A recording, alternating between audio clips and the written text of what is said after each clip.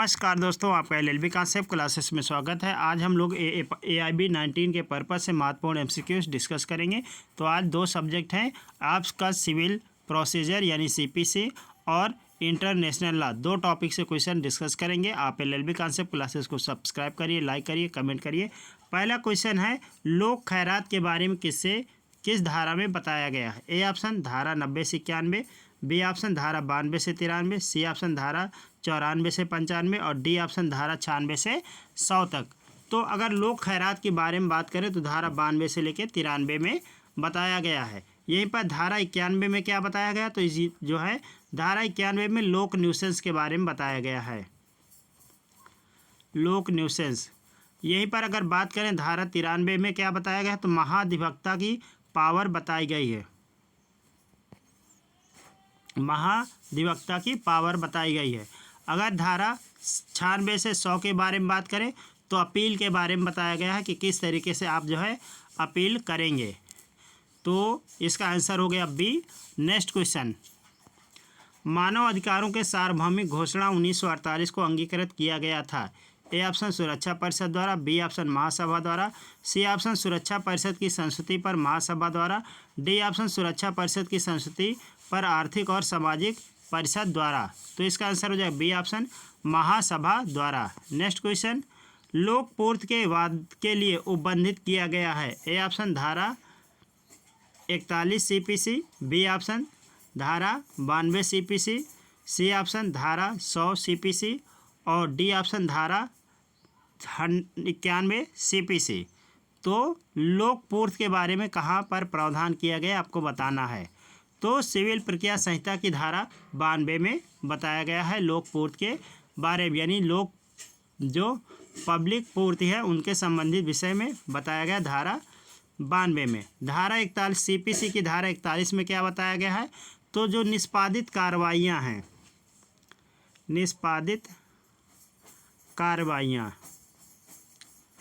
निष्पादित कार्रवाइयों के बारे में धारा 41 में बताया गया है। यही धारा 100 में क्या बताया गया? तो दूसरी अपील कैसी होगी इसके बारे में धारा 100 में बताया गया दूसरी अपील।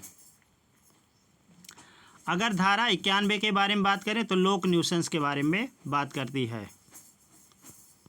लोक न्यूसेंस के बारे में धारा 91 बात करती है। धारा 92 की बात करें तो धारा 92 में है लोक पूर्ति। नेक्स्ट क्वेश्चन, सिविल एवं राजनीतिक अधिकारों से संबंधित अंतर्राष्ट्रीय स्तर पर प्रसंविदा को महासभा ने अंगीकृत किया था। ए ऑप्शन 3 जनवरी 1966 को, बी ऑप्शन 13 अक्टूबर 1966 को, सी ऑप्शन 5 नवंबर 1966 को, डी ऑप्शन 16 दिसंबर 1966 को। तो इसका आंसर क्या हो जाएगा? तो इसका आंसर हो जाएगा डी ऑप्शन 16 दिसंबर 1966 को। यानी सिविल एवं राजनीतिक अधिकारों की जो संविदा है उसको महासभा द्वारा जो है 16 दिसंबर 1966 को अंगीकृत किया गया था। नेक्स्ट क्वेश्चन,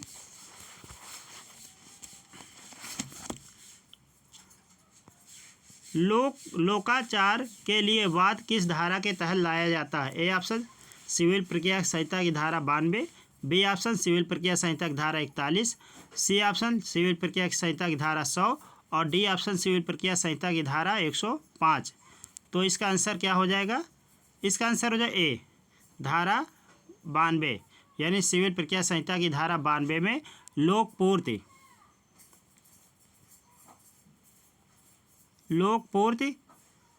कार्य से संबंधित प्रावधान किया गया है। नेक्स्ट क्वेश्चन, संयुक्त राष्ट्र संघ की 2 ऑफिशियल भाषाएं हैं, कौन कौन सी? ए ऑप्शन अंग्रेजी एवं हिंदी, बी ऑप्शन अंग्रेजी और जर्मन, सी ऑप्शन अंग्रेजी और उर्दू और डी ऑप्शन अंग्रेजी और फ्रेंच। तो जो संयुक्त राष्ट्र संघ है उसकी ऑफिशियल भाषा कौन कौन सी आपको बताना है। तो इसका आंसर है डी ऑप्शन अंग्रेजी और फ्रेंच जो है ऑफिशियल भाषा हैं। लेकिन अगर मान्यता की बात करें तो कितनी भाषाओं को मान्यता? 6 भाषाओं को मान्यता दी गई है। एक अरबी हो गई, अरबी भाषा मान्य है, चीनी भाषा मान्य है और अंग्रेजी मान्य है, अंग्रेजी, फ्रेंच और रूसी और स्पेनिश भाषा, ये 6 भाषाओं को मान्यता दी गई है, लेकिन ऑफिशियल भाषा जो है अंग्रेजी और फ्रेंच है। नेक्स्ट क्वेश्चन, निम्नलिखित में से किसी को सिविल प्रक्रिया संहिता की धारा 94 में जिसका संबंध अनुपूरक कार्रवाइयों से है स्थान नहीं मिलता? ए ऑप्शन निर्णय पूर्व गिरफ्तारी, बी ऑप्शन निर्णय पूर्व जब्ती, सी ऑप्शन अस्थायी व्यपदेश और डी ऑप्शन निष्पादकों की नियुक्ति। तो इसका आंसर क्या हो जाएगा? तो इसका आंसर हो जाएगा बी, निर्णय पूर्व जब्ती। यानी अगर बात करें धारा 94 में बताया गया है कि जो अनुपूरक कार्रवाई हैं उनके बारे में प्रावधान किया गया है। और अब अनुपूरक कार्रवाई क्या होंगी? तो अनुपूरक कार्रवाई है, जैसे ए नंबर है सिविल कारागार को सुपुर्द करना कोई मामला, संपत्ति की कुर्की के बारे में प्रावधान दिया गया है, तीसरा अस्थायी व्यपदेश के बारे में बताया गया है, और चौथा जो है रिसीवर की नियुक्ति कैसे होगी ये बताया गया है, पांचवा जो है अंतर्वर्ती आदेश का प्रावधान किस तरह किया जाएगा इसके बारे में बताया गया है। नेक्स्ट क्वेश्चन, सुरक्षा परिषद के गठन संबंधी उपबंध संयुक्त राष्ट्र चार्टर के किस अनुच्छेद में है? ए ऑप्शन अनुच्छेद 24, बी ऑप्शन अनुच्छेद 33, सी ऑप्शन अनुच्छेद 27 और डी ऑप्शन अनुच्छेद 23। तो सुरक्षा संबंधी उपबंध जो है किस अनुच्छेद में है ये आपको बताना है। तो इसका आंसर हो जाएगा डी ऑप्शन अनुच्छेद 23 में। अगर अनुच्छेद 23 में बात करें तो सुरक्षा परिषद के कंपोजिशन गठन के बारे में बात की गई है। कंपोजिशन, अगर यहीं पर बात करें कि अगर जो अनुच्छेद 23 कहता है कि जो इसका कंपोजिशन होगा, इसमें कुल 15 कंट्री होंगे, 15 देश होंगे, जिनमें से 5 स्थायी होंगे और 10 अस्थायी। यानी 5 देश जो है स्थायी रहेंगे और 10 जो है अस्थायी रहेंगे, 10 अस्थायी रहेंगे। अब कुल मिला के 15 हो गए। अब जो 10 अस्थायी देश रहेंगे इनका कार्यकाल कितने साल रहेगा? तो इनका कार्यकाल जो है 2 वर्ष रहेगा। और जो 5 स्थायी सदस्य हैं वो 5 स्थायी सदस्य कौन कौन से हैं वो भी देख लेते हैं। तो पहला है चीन, पहला दूसरा क्या? चीन एक है, फ्रांस है, रूस है और यूनाइटेड किंगडम है, यानी इंग्लैंड है, यूके और अमेरिका। ये 5 सदस्य जो है स्थायी हैं। नेक्स्ट क्वेश्चन, न्यायालय सीपीसी की धारा 95 के अंतर्गत अपर्याप्त आधारों पर गिरफ्तारी के कारण वादी के विरुद्ध क्षतिपूर्ति का निर्धारण कर सकती है जो अनधिक होगा। A option 10,000, B option 25,000, C option 50,000 और डी ऑप्शन है 60,000। तो इसका आंसर क्या हो जाएगा? तो धारा 95 ये बताती है, धारा 95 ये बताती है कि अगर कोई अपर्याप्त आधार है, यानी गिरफ्तारी का अपर्याप्त आधार है, तो उसके विरुद्ध क्षतिपूर्ति का निर्धारण कर सकती है धारा 95। और जो इसके हो जाएगा ये धनराशि जो है 50,000 से अधिक नहीं होगी। नेक्स्ट क्वेश्चन, निम्न देशों में से कौन सा देश सुरक्षा परिषद का स्थायी सदस्य नहीं है? यहाँ पर नहीं का बताना है आपको। ए ऑप्शन चीन, B option England, C option संयुक्त राज्य अमेरिका और डी ऑप्शन है जापान। तो इसका आंसर क्या हो जाएगा? तो इसका आंसर हो जाएगा डी ऑप्शन, जापान जो है अस्थायी सदस्य है और इसका जो है कभी कभी चुनाव हो जाता है, और जो अस्थायी देश हैं वो 2-2 साल के लिए होते हैं। अगला क्वेश्चन, पक्षकारों की सहमति से न्यायालय द्वारा पारित डिक्री के विरुद्ध अपील नहीं की जा सकती। ए ऑप्शन है सिविल प्रक्रिया संहिता की धारा 96 के 1 में, बी ऑप्शन सिविल प्रक्रिया संहिता की धारा 96 के 2 में, सी ऑप्शन सिविल प्रक्रिया संहिता की धारा 96 के 3 में और डी ऑप्शन सिविल प्रक्रिया संहिता की धारा 96 के 4 में। तो इसका आंसर क्या हो जाएगा? तो इसका आंसर हो जाएगा सी ऑप्शन, सिविल प्रक्रिया संहिता की धारा 96 के 3 में बताया गया है। अब 96 के 1 में क्या बताया गया है? आरंभिक अधिकारिता के बारे में बताया गया है। अधिकारिता 96 के 2 में क्या बताया गया है? एक पक्षीय रूप से पारित डिक्री के बारे में बताया गया है।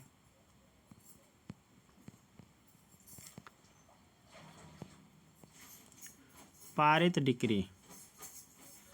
और 96 के 3 में क्या बताया गया है?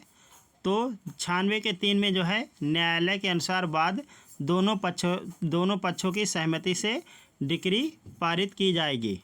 और 96 के 4 में जो है लघुवाद न्यायालय में संज्ञेय वाद में किसी डिक्री के अपील का प्रावधान है। अगला क्वेश्चन, सुरक्षा परिषद के प्रत्येक सदस्य होंगे। ए ऑप्शन 4 प्रतिनिधि, बी ऑप्शन 5 प्रतिनिधि, सी ऑप्शन 2 प्रतिनिधि और डी ऑप्शन 1 प्रतिनिधि। तो इसका आंसर क्या हो जाएगा? तो इसका आंसर हो जाएगा डी ऑप्शन, यानी 1 प्रतिनिधि। अगर अनुच्छेद 23 के क्लास 3 में देखा जाए तो संयुक्त राष्ट्र सुरक्षा परिषद के प्रत्येक सदस्य, चाहे वह स्थायी हो या अस्थायी हो, एक प्रतिनिधि होगा सबका। अगला क्वेश्चन, अपील करने का अधिकार है। ए ऑप्शन मौलिक अधिकार, बी ऑप्शन संवैधानिक अधिकार, सी ऑप्शन निहित अधिकार और डी ऑप्शन इनमें से सभी। तो इसका आंसर क्या हो जाएगा? इसका आंसर हो जाएगा सी, निहित अधिकार। यानी धारा 96 की बात करें, धारा 96 में अपील का अधिकार प्रदान किया गया है और यह बताया गया है कि जो पक्षकार है उसको प्रदत्त सारभूत अधिकार है और यह अधिकार जो है पक्षकार के उस दिन निहित हो जाता है, प्राप्त हो जाता है जिस दिन वाद संस्थित किया जाता है। और अगर किसी निर्णय के विरुद्ध तभी अपील किया जा सकता है जब वह संविधि द्वारा अपीली बताया गया हो। इसीलिए अपील का अधिकार निहित अधिकार की श्रेणी में है। अगला क्वेश्चन, सुरक्षा परिषद में कितने सदस्य होते हैं? ए ऑप्शन 5 स्थायी, बी ऑप्शन 10 अस्थायी, सी ऑप्शन 5 स्थायी 10 स्थायी अस्थायी और डी ऑप्शन है इनमें से कोई नहीं। तो इसका आंसर क्या हो जाएगा? तो इसका आंसर हो जाएगा सी ऑप्शन, 5 स्थायी सदस्य होते हैं और 10 अस्थायी सदस्य होते हैं। अगर यहीं पर कुछ इसके बारे में बात करें, इतिहास के बारे में, तो 1966 के पहले जो है कुल 11 सदस्य थे। 11 सदस्य थे, जिनमें से ये बताया गया कि जो है 11 सदस्य थे। अब इसको 1966 के पहले जो है 11 सदस्य थे। 1966 में जो है इसको 11 के बजाय 15 कर दिया गया। सदस्य की संख्या 11 के बजाय 15 कर दिया गया। और पहले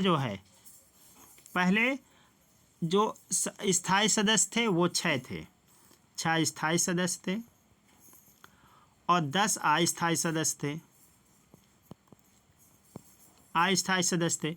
फिर हुआ क्या कि जो अनुच्छेद 23 है, अनुच्छेद 23 के क्लास 2 में ये बताया गया कि अस्थायी सदस्यों का निर्वाचन जो है महासभा के प्रत्येक 2 वर्ष के लिए होगा। यदि किसी वाद में कपट, मिथ्या व्यपदेशन अथवा भूल द्वारा किसी पक्षकार की सहमति प्राप्त करके पक्षकारों के मध्य समझौता हुआ है तथा पक्षकारों की सहमति से अज्ञप्ति पारित की गई है, तब पीड़ित पक्षकार ऐसी अज्ञप्ति को निरस्त करने हेतु नीचे दिए गए विकल्पों में से किस विकल्प को चुन सकता है?